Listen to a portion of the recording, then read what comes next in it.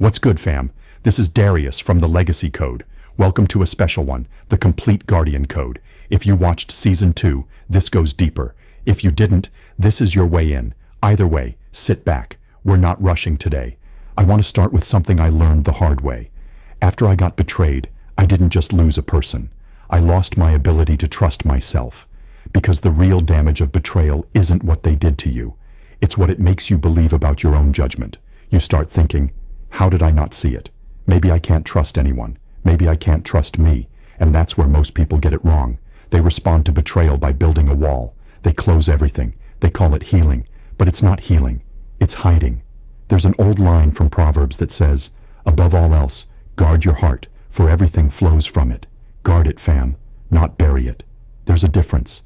Season 2 opens with protecting your heart after betrayal, because everything else in this season depends on it. You cannot build a relationship you deserve while you're still bleeding from the last one. Healing isn't optional. It's the foundation of every guard you'll ever build. Here's the truth I keep coming back to. Real protection isn't a wall. It's a filter.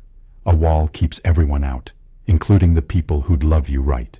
A filter is smarter. It reads people before it gives them access. And the wild part? The information you need to build that filter. You already have it. The betrayal didn't just hurt you. It taught you. What signals you ignored. What excuses you made. What gut feelings you silenced. That's not pain anymore. That's data.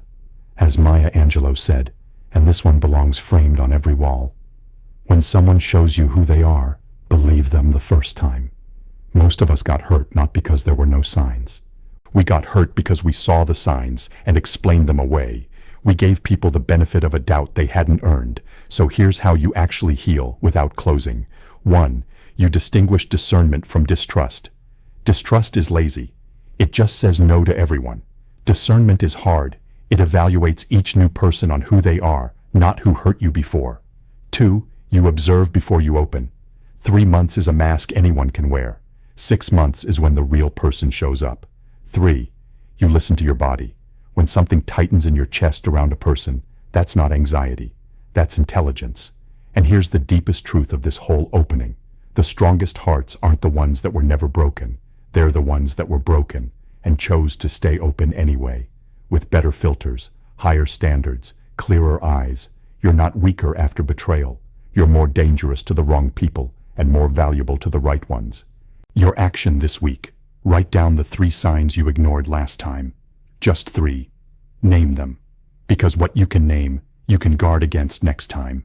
In part 2, we go from healing to discernment. The red flags you keep ignoring and the conversations that save you years of pain. Stay with me. Part 2, discernment. Seeing clearly before it's too late. Let me tell you about a brother I know. Smart man. Successful. He came to me 2 years into a relationship. Broken. He said, Darius, I feel like I'm losing my mind. And as he described it, I recognized every single sign. The ex who was crazy, the moving too fast, the anger when he set a boundary, the slow isolation from his friends. He saw all of it in month 1. He just didn't want to believe it, because believing it would have meant acting on it, and acting felt harder than pretending. That's the thing about red flags, fam. They're never invisible. They're just ignored. Voluntarily. So let me name the ones that come up most in my comments. 1. They speak badly about every ex. All of them. Crazy. Toxic. Listen carefully. You will be the next name on that list. Nobody has a past where every single person was the villain. Statistically impossible. 2. They move too fast, declaring love in weeks. That's not passion. That's emotional trapping. Real love grows like a tree, slow, not like fireworks. 3. They get angry when you set boundaries. A healthy person respects your no. A dangerous person experiences your no as an attack. 4. They isolate you, slowly. Your friends don't get them. Your family is complicated. You see fewer people without ever deciding to. And 5, the worst one, they make you doubt your own perception. You remember something, they say the opposite. You feel something, they say you're overreacting. It's called gaslighting, and it's the most destructive manipulation there is. But here's where Season 2 goes deeper than just spotting bad people. Because spotting red flags is defense. The real power move is offense. The conversations you have before you commit. Most couples avoid these talks because they're scared of the answers.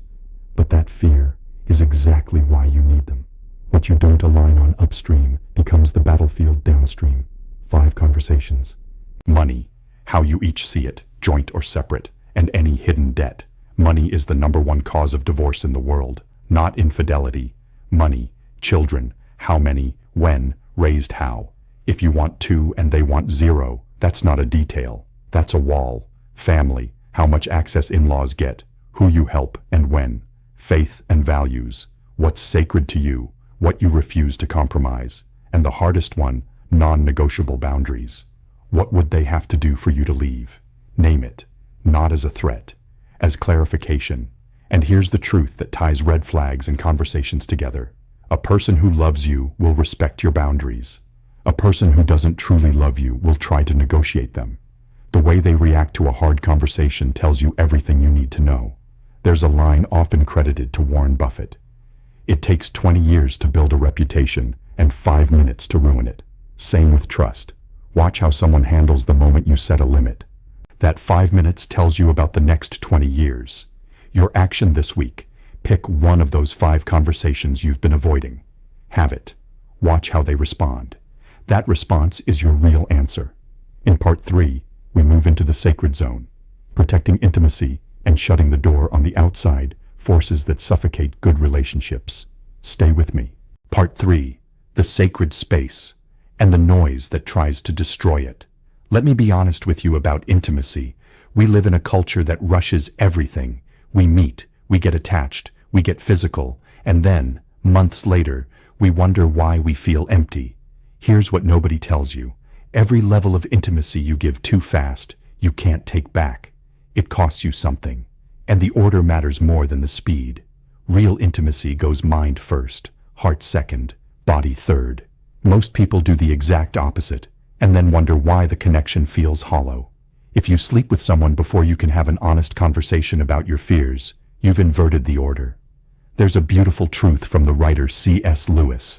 He said to love at all is to be vulnerable. But vulnerability isn't the same as recklessness. Vulnerability is taking off your armor in front of someone who's earned it. Recklessness is handing your sword to a stranger. So protect your intimacy in stages. Don't share your deepest wounds in the first 90 days. Your trauma is sacred information, and it tells someone exactly where to push if they ever want to hurt you. Protect your private rituals, the names, the inside jokes, the way you talk when no one's watching. And don't introduce someone to your inner circle too soon. Make people earn access. Because here's the deepest truth. Intimacy isn't a reward, a test, or a strategy. It's a sacred space, built in stages, protected with patience. The moment you use intimacy to get something, affection, commitment, security, you've turned something sacred into a transaction. And transactions don't last. Now, the noise. Because even a strong relationship gets attacked from the outside. Family, friends, exes, social media. The world doesn't reward strong relationships. It tests them, constantly. 2 forces have ended more new relationships than infidelity, money, and arguments combined. Exes and families. An ex isn't a friend, no matter how civilized the breakup was. Sharing children is one thing. Sharing energy, late-night messages, emotional support, that's different. You moved on for a reason. Honor that reason. And your partner gets the loyalty, not your family. Family raised you. Your partner chose you. Both deserve love, but only one deserves your loyalty in conflict. If someone disrespects your partner at dinner, you correct it that night, not next week, because silence is a vote. And here's the line that ends the noise for good. You must publicly choose your partner, even when it's uncomfortable. The way you defend them in front of family, friends, exes, that's what tells everyone the rules. If you make it clear that disrespecting them is disrespecting you, the noise stops. If you stay silent when others test the boundary, you've already given permission. There's wisdom from the writer Bell Hooks. Love is an action, never simply a feeling. Defending the people you love out loud is one of those actions. Your action this week. 2 things. 1. Find the one wall that's leaking. The ex still in the DMs, the family that crosses lines, and seal it. 2. The next time someone tests your partner in front of you, say something. 1 sentence. Make the unit visible. In part 4, money and the hardest decision of all. When protecting yourself means protecting your finances, And when walking away is the bravest thing you can do. Stay with me. Part 4. Sovereignty. Your money and the courage to walk away. Let me start with the topic everyone avoids: money. People think talking about money in a relationship is cold, transactional, unromantic. And that silence is exactly why money is the #1 cause of divorce in the world, not infidelity. Money. Most people enter relationships financially naked, no protection, no strategy, no conversation, and then they're shocked when they get hurt. Real protection isn't about not trusting, it's about being wise while you trust. Have your own account, always, even in a fully committed joint life. A personal account isn't betrayal, it's emergency oxygen. And anyone who tells you that having your own money means you don't trust them, that's exactly the person you need protection from. Know their financial story before you commit, not their salary, their story. How were they raised around money? What's their debt, their credit? Because you're not just marrying a person. You're marrying their financial habits. Never co-sign for someone you've known less than 2 years. Love is a feeling, but co-signing is a legal document. And watch out for lifestyle inflation. If you start spending money, you don't have to match someone you just met. You're performing, not building. But here's the truth that saves your future. Marry someone whose money values match yours, not just their feelings. 2 people who love each other but disagree on money will fight about it every week for 30 years. 2 people whose love is moderate but whose values align will build a fortune together. Love is necessary, but it's not enough. Now, the hardest part of this whole season. Sometimes, after all the protecting, you realize the thing you've been protecting is destroying you, and you have to walk away. The world taught us that staying is courage, and sometimes it is. But nobody teaches us that sometimes walking away is even more courage, because staying in something that's destroying you isn't love. It's fear wearing the costume of loyalty. How do you know? You're becoming someone you don't recognize. Joyful turned silent, confident turned doubtful. You've had every conversation 10 times and nothing changes. That's not love anymore. That's empty repetition. You're hiding to breathe, making excuses to leave early, waiting for them to sleep so you can finally exist in peace. Your body is on alert every time you walk through the door, and the body knows before the mind admits. And the sign that decides everything: you stay to not hurt them, not because you still love. The day your "I'm staying" becomes "I feel guilty, I don't dare, I feel sorry." You're no longer in a relationship, you're in a debt. And emotional debts are never paid by staying. They're paid by making the hardest choice of your life, leaving with respect, while there's still some left. There's an old line from Rumi: "The wound is the place where the light enters you." Sometimes the bravest thing you'll ever do is let a wrong relationship end, so the right life can begin. Your action this week: if you're financially naked in your relationship, have one money conversation. And if you recognized yourself in those signs of leaving, write them down. Not to act today, just to stop lying to yourself. In Part 5, the closer. After all the protecting, all the guarding, all the hard truths, what does it all build toward? The relationship you actually deserve. Stay with me. Part 5, the closer. After everything, healing, discernment, protecting the sacred space, sovereignty, what does it all build toward? The relationship you actually deserve. I want to be honest with you about why this whole season exists. Season 1 was about building a life that lasts. But you can build the most beautiful house in the world, and if you don't protect it, the world will take it. Guarding isn't paranoia. Guarding is love with wisdom. And everything we've covered leads to one final truth. You cannot attract a relationship you haven't become. Let me say that again, because it's the heart of everything. Who you attract is who you are, not who you wish to be, not who you pretend to be on the first 3 dates, who you actually are when no one's performing. So if you keep attracting the same broken pattern, the lesson isn't better luck next time. The lesson is, go work on yourself first. Otherwise, you'll just attract your own unhealed version and wonder why it never works. Here's what the right relationship actually looks like. First, good relationships aren't searched, they're recognized. Stop chasing love in a desperate hunt. Build your life, become someone, and love will recognize your light. Second, peace beats passion. Passion without peace is a firework. Beautiful, brief, and you clean up alone after. Peace with real connection is a fireplace that warms a whole life. Choose who calms you, not just who excites you. Third, the right relationship lifts you. A person who truly loves you never asks you to become less. They inspire you to become more. And here's the truth that ends this entire season. The right person shows up when you stop needing them to feel complete. As long as you chase someone to fill a void, you'll attract people who'll use you to fill theirs.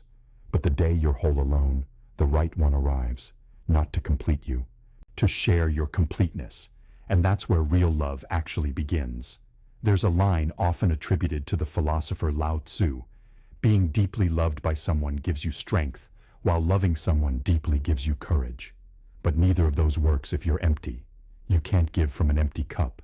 You can't be loved well if you don't first believe you're worth loving well. So fam, look how far you've come. From betrayal, you learned to guard your heart. From naivety, you learned discernment. From rushing, you learned to protect what's sacred. From silence, you learned to speak. From fear, you learned that sometimes leaving is the bravest love of all. You're not the same person you were when this season started, so don't accept the same things you used to accept. You deserve the relationship that matches who you've become. If this season changed something in you, do one thing when this video ends. Pick the one truth that hit hardest, the one you keep replaying, and apply it this week, not next month, this week. Because protection isn't a one-time decision. It's a daily discipline. Season 3 is coming. Elevate. Because building takes courage. Protecting takes wisdom. But elevating takes vision. And you're ready for it. I'm Darius, from the Legacy Code. Thank you for walking this whole season with me. Like, subscribe, and share. I read every comment. I respond. We build men, and real women too.